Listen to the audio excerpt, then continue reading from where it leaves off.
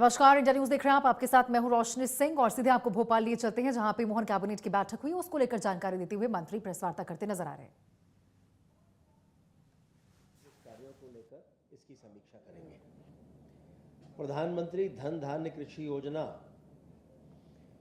माननीय प्रधानमंत्री जी ने इसके बारे में भी चूंकि कहा है, तो उसमें केंद्र सरकार की जो महत्वपूर्ण हितग्राही योजनाएं हैं, उनमें इस योजना के अंतर्गत मध्य प्रदेश देश में अग्रणी राज्य है। और कृषि वर्ष में एक और बड़ी उपलब्धि, हम सभी जानते हैं कि माननीय मुख्यमंत्री जी ने इस वर्ष को कृषि वर्ष घोषित किया है और एक और बड़ी उपलब्धि हासिल हुई है। धन धान्य कृषि योजना में डिंडोरी पूरे देश में प्रथम आया है। इसके लिए डिंडोरी जिले को और पूरी टीम को बधाई भी दी है और डिंडोरी मॉडल का अनुसरण करते हुए बाकी के जिले भी बेहतर काम करें, इसके प्रयास होंगे। आप सभी को विदित ही है कि एक बहुत महत्वपूर्ण कार्यक्रम की शुरुआत हुई है, जन विश्वास अभियान। इसका अब दूसरा सप्ताह भी होगा। पहले में 7 अगस्त को माननीय मुख्यमंत्री जी छिंदवाड़ा जिले में थे और मैं भी उनके साथ में वहाँ पर था। दूसरे में 14 अगस्त को बड़वानी जिले में माननीय मुख्यमंत्री जी थे और सभी मंत्रीगण भी जो उनको जिले बोले गए थे या उससे हटकर मंत्रियों ने भी अपनी सुविधानुसार जिलों का चयन करके वे सभी अलग अलग जिलों में जा रहे हैं। और एक बहुत ही सकारात्मक संदेश, मैंने स्वयं अभी तक ये 2 अभियानों में हिस्सा लिया है, बहुत ही सकारात्मक संदेश इसका जा रहा है। योजनाओं की मॉनिटरिंग भी हो रही है और जनता से संवाद भी हो रहा है। अब इसके बाद में तीसरा दौरा माननीय मुख्यमंत्री जी का टीकमगढ़ जिले का प्रस्तावित है। माननीय प्रधानमंत्री जी ने एक भव्य योजना लागू की है। इसमें जितने भी देश में इंडस्ट्रियल एरिया है, उनके डेवलपमेंट को लेकर एक बड़ा महत्वपूर्ण निर्णय ये हुआ है।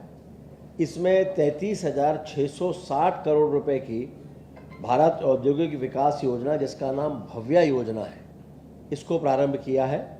और इसकी अपेक्स बॉडी की बैठक कल दिल्ली में माननीय केंद्रीय वित्त मंत्री जी की अध्यक्षता में हुई है।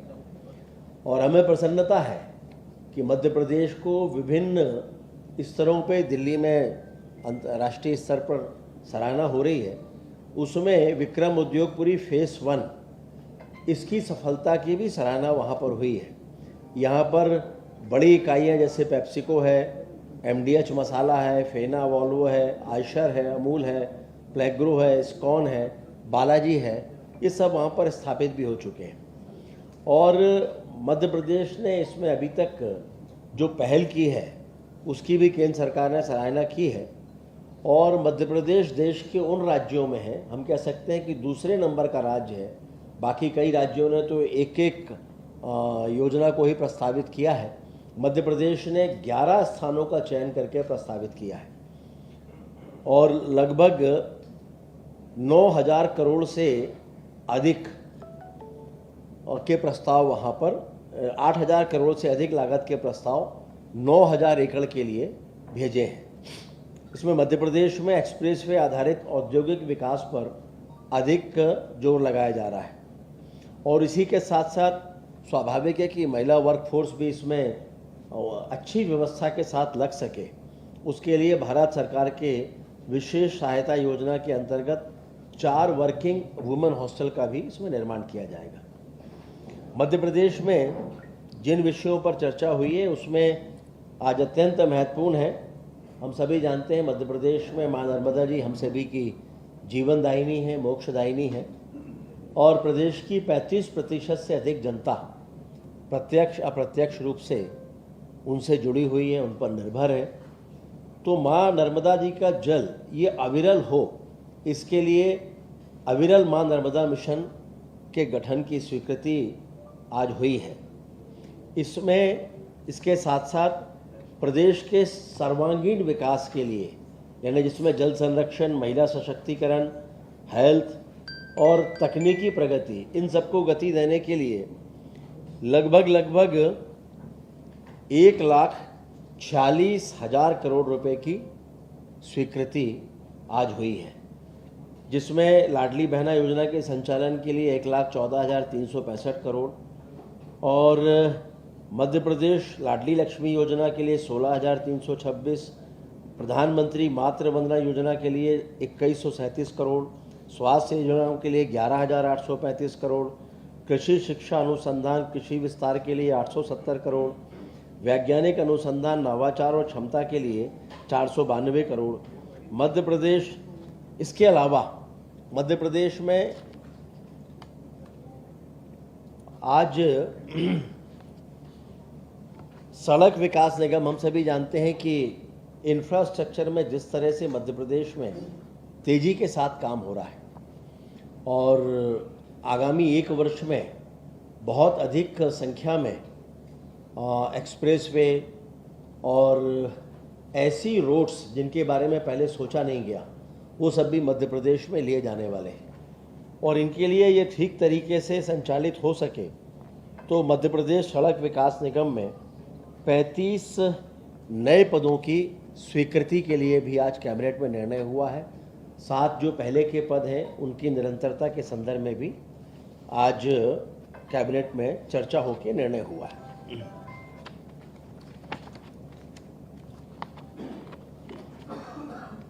निरंतरता वाले सारे विषय तो आपकी जानकारी में हमने ला ही दिए हैं।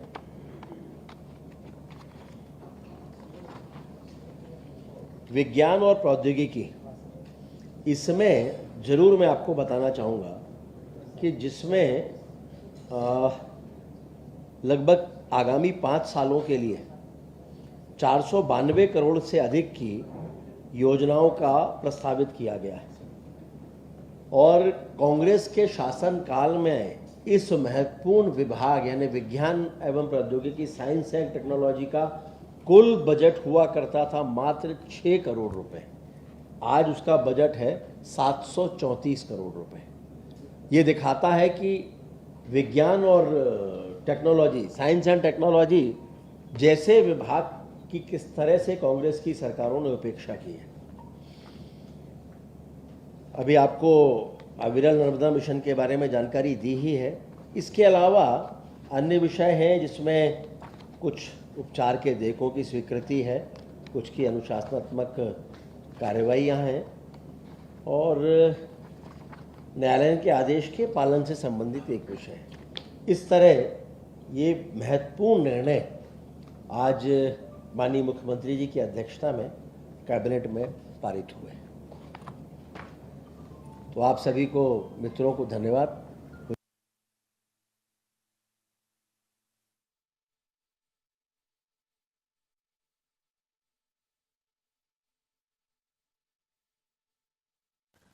तो आप सुन रहे थे मंत्री राकेश सिंह को जो तमाम फैसले कैबिनेट की बैठक में हुए उसके बारे में जानकारी देते हुए नजर आ रहे थे। कई अहम प्रस्ताव देखिए वहां पे थे जिसको लेकर मंजूरी दी गई।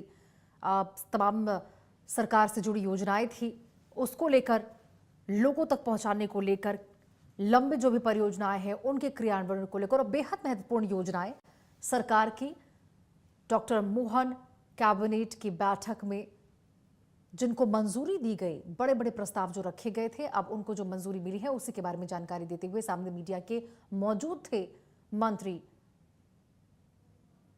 राकेश सिंह और उन तमाम फैसलों को लेकर जानकारी देते हुए नजर आ रहे थे।